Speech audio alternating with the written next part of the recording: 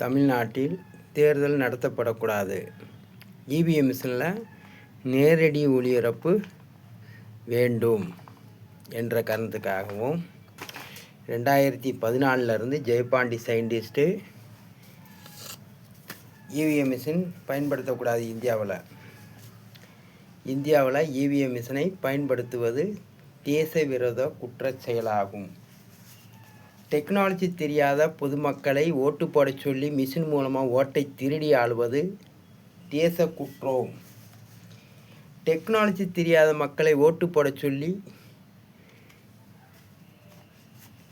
ஓட்டை திருடுவது தேசிய குற்ற பாதுகாப்பில் சார்பாக அரசியல்வாதிகளையும் தேர்தல் அதிகாரியும் கைது செய்ய வேண்டும். அதற்காக ஜெயபாண்டி சயின்டிஸ்ட்டு நீதிபதிகளை செருப்பால் அடிக்கிறேன். தேச குற்ற வழக்கு என்றால் இவிஎம் மிஷின் ஓட்டு திருட்டு பண்ணி இனிமேல் ஆளக்கூடாது. இவிஎம் மிஷின் தடை செய்யப்பட வேண்டும் 2026. அப்படி மீறி தேர்தலை நடத்துவோம் என்று சொன்னால் தேர்தல் அதிகாரியிலிருந்து அரசு ஊழியர்கள், அரசியல்வாதிகள் எல்லோரும் சேர்ந்து மதுரையை தவிர தமிழ்நாட்டில் முழுவதும் அனைத்து மாவட்டத்திலையும் படிக்கிற பிள்ளைக்கு சம்பளம் கொடுக்க முடியுமா? 10, 11, 12 படித்த மாணவ மாணவிக்கு வேலைவாய்ப்பு கொடுக்க முடியுமா? 2026 தேர்தலுக்கு முன்னாடி வேலைவாய்ப்பு 10, 11, 12 படித்தவங்களுக்கு வேலைவாய்ப்பு கொடுத்து விட்டு படிக்கிறதுக்கு சம்பளம் கொடுத்து விட்டு அதற்கு பிறகு தமிழ்நாட்டில் 2026 தேர்தலை நடத்தலாம் என்ற கோரிக்கை. நீதிமன்றம் என்னைய உண்மையான கேஸ் வழக்கு பதிவு செய்யாமல் பொய் வழக்கு என் மேல் வழக்கு பதிவு செய்து கத்தியை காமித்து 1200 ரூபா மதுரை அரசன் பேக்கரியில்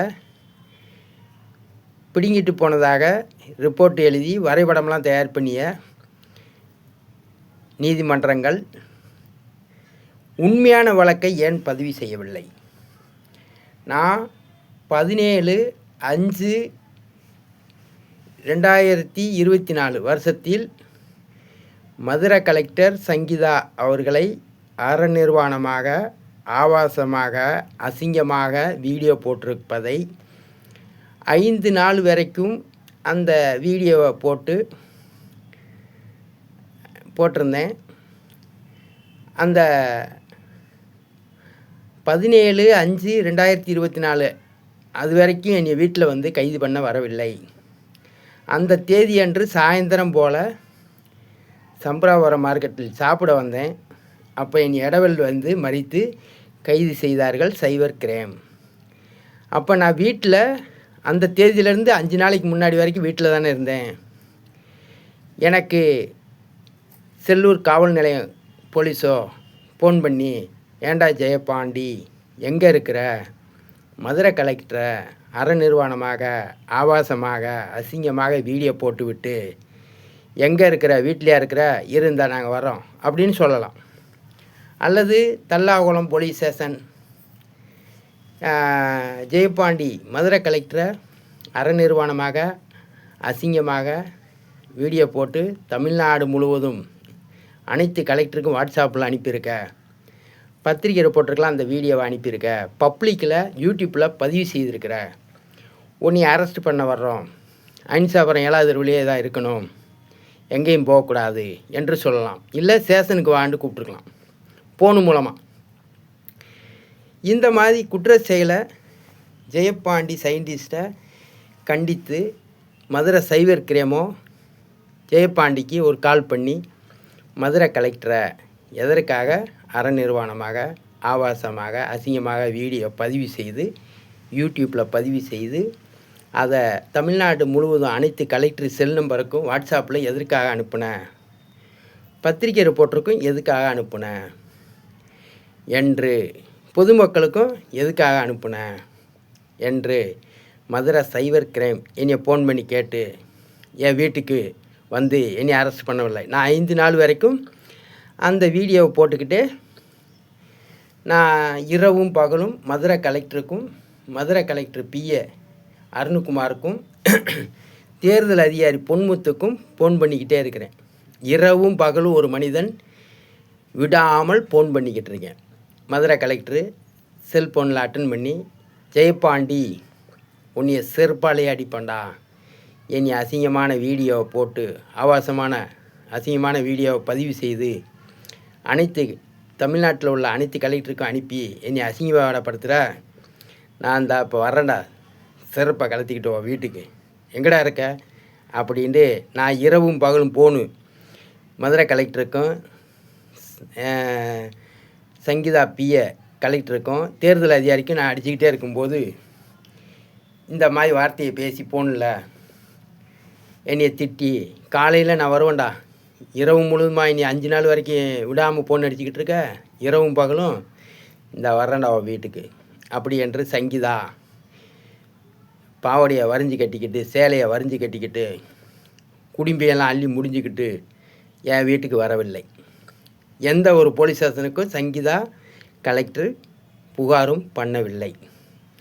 அப்போ புகார் பண்ணாமல் இப்படி பப்ளிக்கில் போட்ட வீடியோவை சைபர் கிரைம் எதற்காக என்னுடைய யூடியூப் சேனலை லாக் செய்தார்கள்? அதற்கு அதை ஓப்பன் பண்ணிட்டு தான் நீங்கள் வந்து விசாரணை செய்யணும். என்னை என்ன செஞ்சுருக்கேன்னா 17/5/2024 அன்று என்னை கைது பண்ணும்போது அன்றைக்கி பத்திரிகை ரிப்போர்ட்டெல்லாம் கூப்பிட்டு ஜெயபாண்டி சயின்டிஸ்ட்டு மதுரை கலெக்டரை அரை நிர்வாணமாக அசிங்கமாக வீடியோ யூடியூப்பில் பதிவு செய்து அந்த லிங்க்கை எல்லா கலெக்டருக்கும் மதுரையில் தமிழ்நாட்டில் உள்ள அனைத்து கலெக்டருக்கும் அனுப்பியிருக்கான், பத்திரிகை ரிப்போர்ட்டருக்கும் அனுப்பியிருக்கான், அரசியல்வாதிக்கும் அனுப்பியிருக்கான். இது தவறுன்னு சொல்லி பத்திரிக்கையில் அறிக்கை விட்டு ஜெயபாண்டி அந்த பத்திரிக்கையில் அந்த மூஞ்சை காமிச்சு, ஜெயபாண்டி இந்த குற்றத்தை செஞ்சுருக்கிறான், இந்த இமெயில் ஐடியை எல்லோரும் ஓப்பன் பண்ணி பாருங்கள், இந்த குற்றம் மன்னிக்கக்கூடியதா என்று சைபர் கிரைம் ஏன் பதிவு செய்யவில்லை? ஜெயபாண்டி உடைய